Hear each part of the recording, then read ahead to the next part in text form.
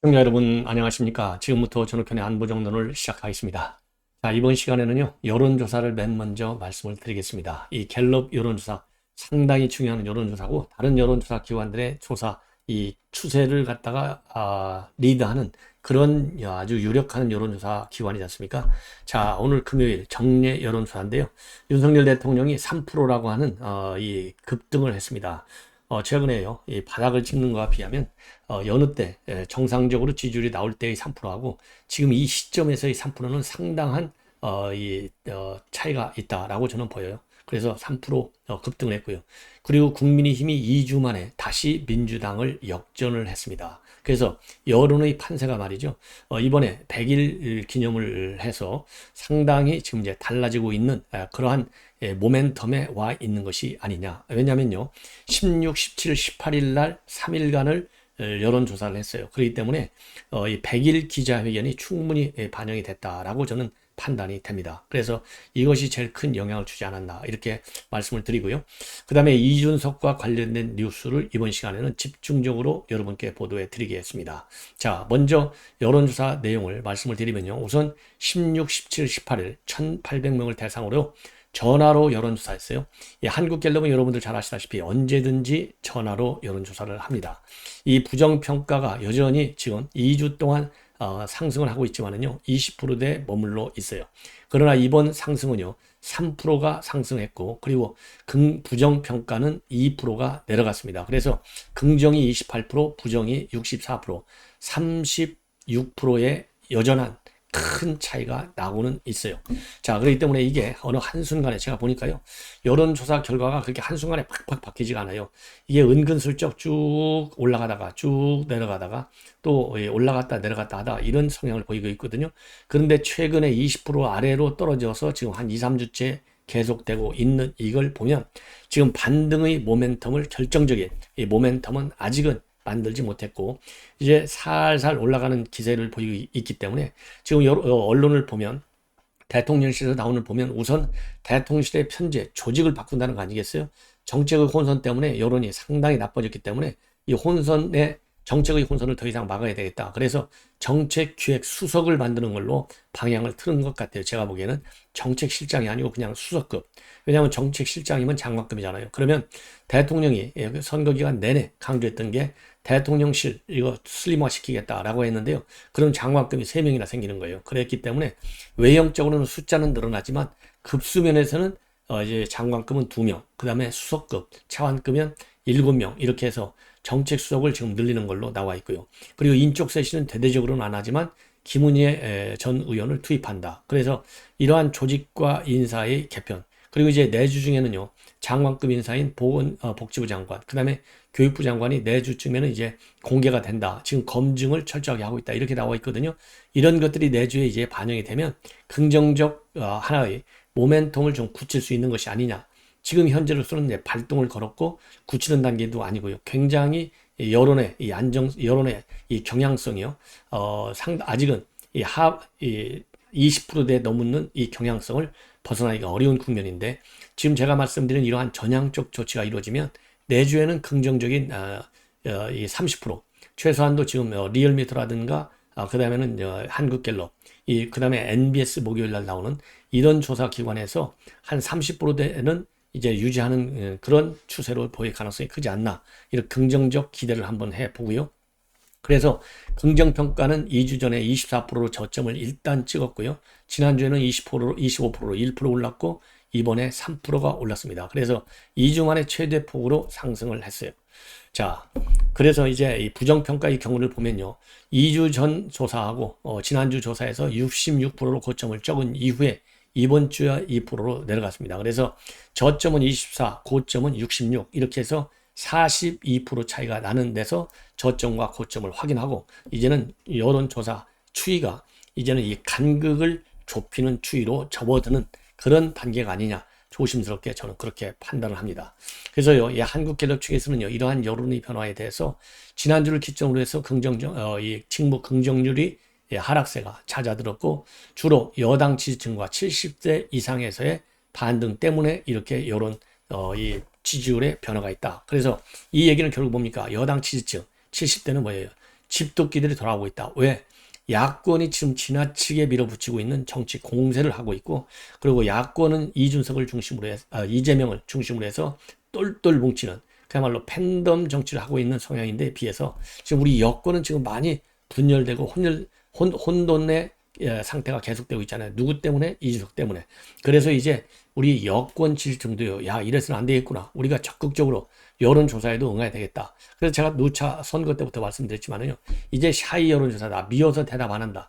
이렇게 하면 안 돼요. 왜냐하면 지금 정치는요, 윤석열 대통령이 당이 이끌어가는 여론은요, 그게 중요한 게 아니고 여론조사 기관의 신뢰성 유무를 떠나서 조사 결과 나오는 지표가 지금 여론을 선도하고 있어요. 그렇기 때문에 우리 보수층 이런 분들 가운데 전화 요청이 오면요, 반드시 당당하게 입장을 밝혀주십사. 다시 한번 제가 말씀을 드리고 싶습니다.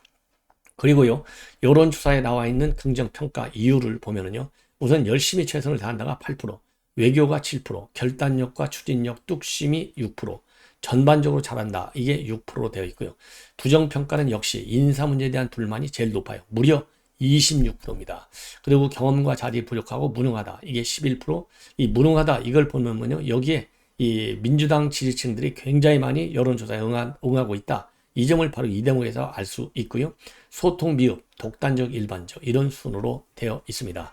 그래서 취임 100일을 기준으로 했을 때 보면요, 역대 이명박 대통령이 21%로 제일 낮았고, 지금 윤석열 대통령 지금 아까 말씀드린 대로 28%로 두 번째 낮습니다. 그 다음에 세 번째 낮은 분은요, 노무현 대통령으로 그렇게 지금 조사가 되고 있어요.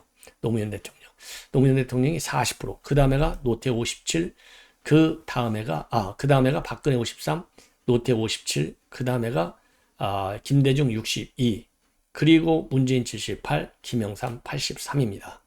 그러면 어느 분야에서 부정평가가 제일 나쁘냐면요, 교육 분야에서가 가장 저조해요. 긍정 11, 부정이 60입니다. 바로 취약 연령 6세로 해서 5세로 낮추려고 하는 거.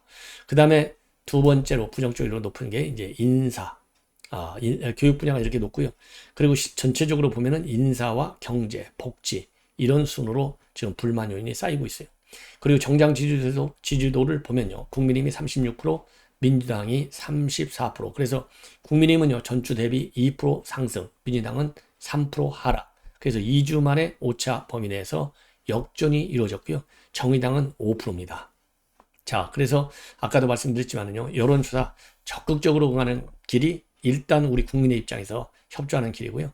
그 다음에는 윤석열 대통령과 정당인 국민의힘 정신 잘 차려서 열심히 하면 결국은 시간이 걸리겠지만은 돌아서 나갔던 집도끼들이 살살 들어오면서 여론 지형이 다시 바뀔 것 아니겠느냐라고 저는 판단이 됩니다.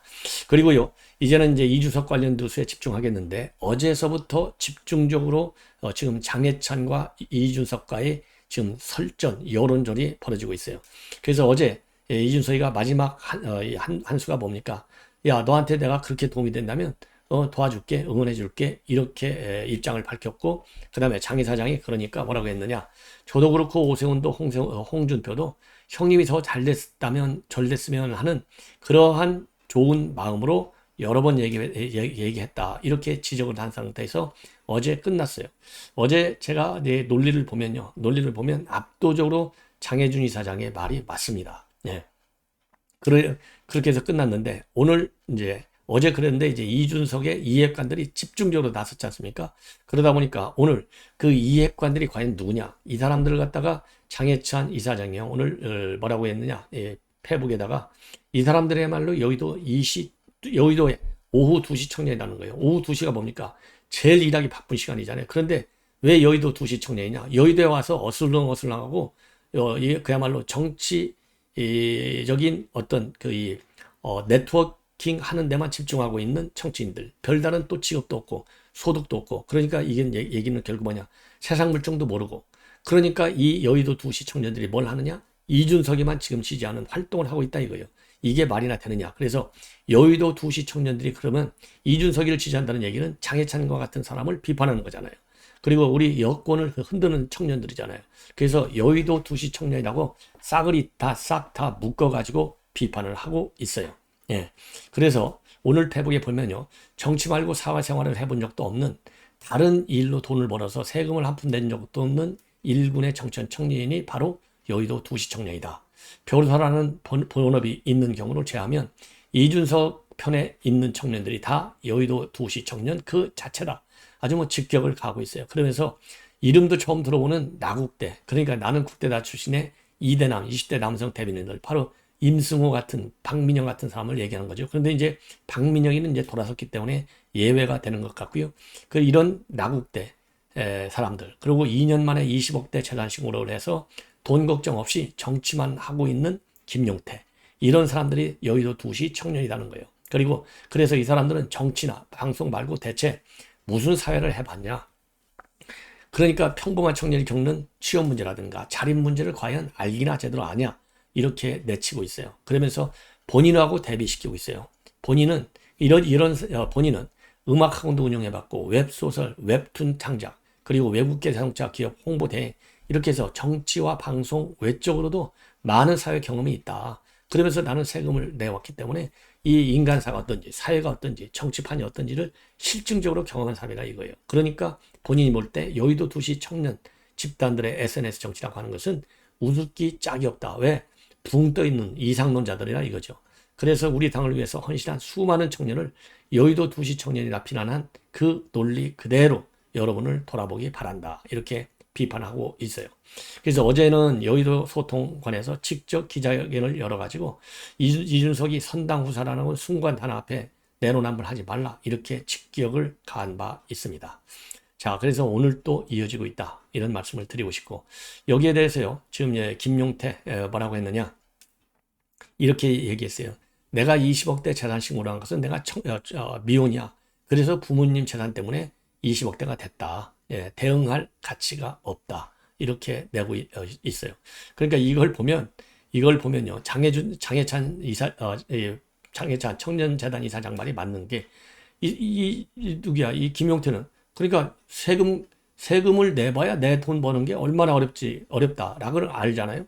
이게 왜냐하면 세금 내는 거, 그 다음에 돈 버는 거, 단순하게 돈 버는 게 아니라 그만큼 사회생활하고 자기의 자업을 가지고 있다는 것은 자기의 전문성을 가지고 국가와 사회와 조직을 위해서 열심히 뛴다, 이런 거 아니에요?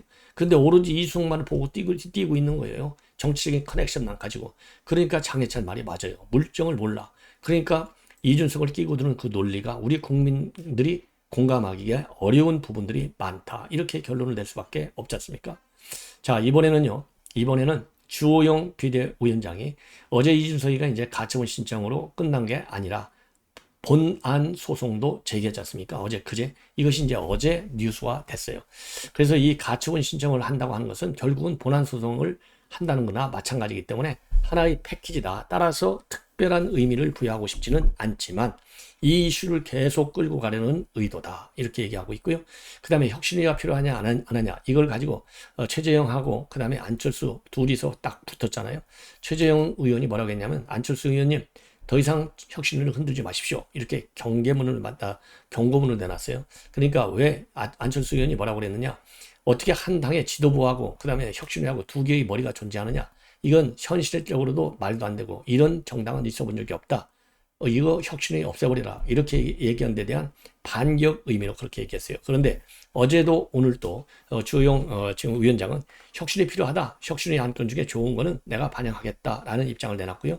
이 논쟁적인 것이 있고 논쟁적이지 않은 것이 있는데, 논쟁적이지 않은 것은 바로바로 이 수용을 하겠다. 그리고 논쟁적인 것은 천천히 시간을 갖고 다뤄나가겠다. 그래서 2단계로 혁신위를 운영해 나가겠다라는 입장을 밝혔어요. 그리고 그러면 혁신위의 논쟁적인 상황이 공천이냐, 이렇게 얘기를 하니까요, 여러 가지가 있을 수 있고 논쟁 중일 수 있는 거를 미리 꺼내버리면 혁신위 활동이 쉽지 않을 것이라는 제 조언이 있었다. 그러니까 이거는 뭐 당연히 공천만큼 논쟁적인 게 뭐예요? 그러니까 이런 거 함부로 꺼내지 말라, 이런 얘기나 마찬가지인데, 그런데 지금 이 주호영 위원장이 얘기하는 걸로 봐서는요, 공천 문제를 꺼낼 가능성도 충분하다, 이렇게 보여집니다.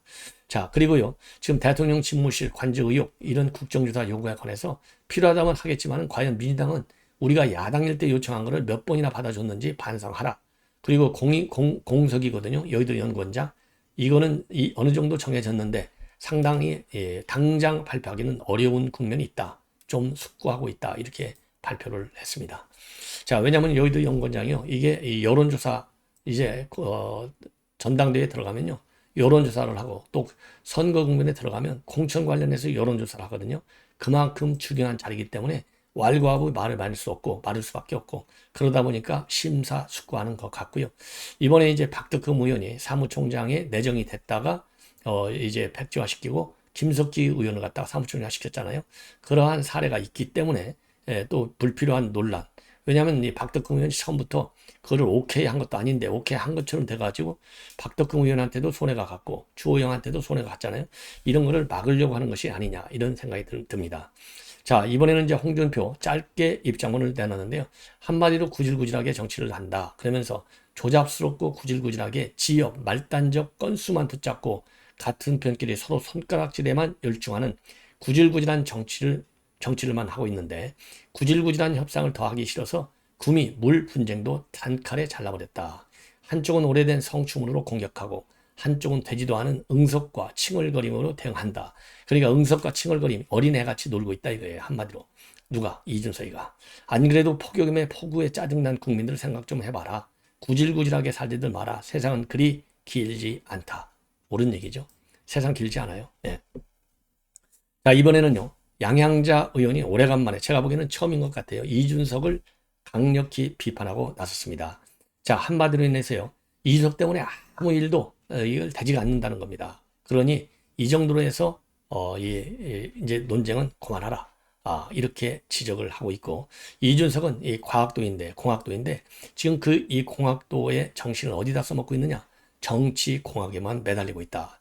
제대로 비판을 하고 있어요. 자, 그래서 이 양향자 의원이 어젯밤에 페북에 이준석의 팀킬, 대한민국 미래를 망칠 작정인가, 이런 이 페북에 입장을 올렸는데요. 내용이 제가 보기에 상당히 좀 좋은 것 같아요. 그래서 이러한 논리로 우리가 이준석을 이 비판하는 여론을 좀 더 강하게 만들어야 될 것 아니겠느냐라고 생각이 듭니다. 그래서 양향자 의원이 페북에 뭐라고 했냐면요, 하여튼 결론은 그거예요. 이준석 때문에 일도 못하겠고, 그 다음에는 공학도, 제대로 된 공학도가 아니고 정치 공학에만 빠져갖고 본인의 유불리만 따지고 있다. 선공학과 정치공학. 그래서 이 꾼으로 보인다. 이런 데서는 꾼으로 보일 뿐이고, 그리고 정치인으로는 보이지 않는다. 아주 그냥 제대로 비판을 해놨어요. 자, 그러면 뭐라고 되어 있느냐? 이준석이가 공론의 장을 장악하고 있는데 새 정부 핵심 메시지는 그러다 보니까 광복절 출사, 출범 100일 담아도 전부 다 묻혀버렸다. 국민들이 대통령 입에서 미래 어젠다가 아닌 이준석 얘기를 듣고 싶게 만들어버렸다. 그러면서요, 국정 주요 방향에 대한 평가와 토론도 실종이 됐고, 또 국회에서도 이준석 때문에 아무 일도 안 된다는 말이 나오고, 억울했을 것이기는 하지만 그래도 도를 넘었고 정당한 분노를 넘어서 경멸과 조롱의 어로로 폭주하고 있는데 양머리 개국이 이러한 유치 논쟁으로 정치를 소비되게 만들고 말았다. 그러면서요, 지금 자신이 주도해서 만든 여당과 정권을 파괴하고 있는데 입으로는 대통령 새 정부의 성공을 바라지만 실상은 새 정부의 실패를 이끌고 있는데 그가 바라는 것은 딱 하나, 온 세상이 자기 편을 들어주는 것뿐 아니냐. 그러면서요, 온 국민의 기대를 한몸에 받았던 루키였지만은 지금까지 정책적 전문성, 미래적 통찰력 전혀 보여주지 못했고 도덕적 정당성도 잃고 있다. 그러면서요, 이준석에게는 지금 정치가 말이죠, 국민을 행복하게 위한 여정이 아닌 그저 게임처럼 보이는 것 같고, 명문 하버드를 나온 공학도인 그가 미래과학기술로 부장된 공학도가 아니더라. 선공학과 정치공학에만 밝은 꾼처럼 느껴진다. 그러면서요, 승부사일지는 몰라도 정치인처럼은 보이지 않는다 라고 밝히고 있습니다. 그리고요, 당대표는 대통령 후보와 함께 정상까지 동행할 수는 있어도 정상에 오르는 순간은 조용히 대통령 뒤로 물러나는 게 맞는데, 대한민국 미래를 위해서 이제 조용히 한 발 뒤로 물러날 때를 기다리면 좋겠다. 선당 후사는 안 되어도 선국 후사는 할 수 있지 않냐. 한때 죽어버린 그를 바라보면서 한없이 든든한 팬으로서 다시 대한민국 정치의 희망이 되어주길 진심으로 바란다. 희망 되어주길 진심으로 바란다. 이 희망이요, 이루어질 가능성은 앞으로 한 5년, 10년 안에는 어렵지 않을까라고 저는 판단이 됩니다. 이렇게 나갔기 때문에요, 다음 총선 공천도 못 받을 것 같고요. 이런 사람을 공천 주면 큰일 나죠. 그러면 뭐 또 우리 국민의힘 또 망합니다. 예, 벌써 제가 보기에는요, 10년 안에 그래서 두르기가 어렵다. 예, 이런 판단이 들어요. 10년 안에 재기 기회가 올라면 지금이라도 더 늦지 않으니 더 이상 하지 말고 우선 본안 소송을 취하하라. 그리고 국민에게 매일같이 사과 입장문을 올려라. 저는 그런 주장을 하고 싶습니다. 자, 그런데요, 이준석이가 그럴 것 같지도 않아요. 왜냐하면 어제 SBS 8시 뉴스에 나와서 차기 전당대회에서 당을 개혁할 수 있고 또 안 되면 당을 개혁할 수 있는 인물이 안 나오면 내가 나가겠다. 그래서 대표 출마 선언을 했어요. 그래서 본래는 지난번 선거 때도 나올 생각이 없었는데 그리고 누군가를 도와주려고 했는데 1등하고 계신 분을 보니까 답답하더라. 답이 없더라. 1등하고 있는 분이 그 당시에 누구였어요? 바로 나경원 의원 그리고 이제 안철수 의원 이런 사람들 있지 않습니까? 이 답이 없더라. 그래서 내가 나가야지 하고 나갔다는 거예요. 그러면서 이번도 마찬가지다. 그런 입장을 내놓고 있습니다. 자, 그래서요. 지금 이준석이는 어제도 이 SBS 인터뷰에서 뭐라고 했냐. 지금 분열된 조직은 필패다. 주호영 의원이 어제 비대위 첫 회에서 그렇게 얘기했잖아요. 이거 무슨 얘기냐.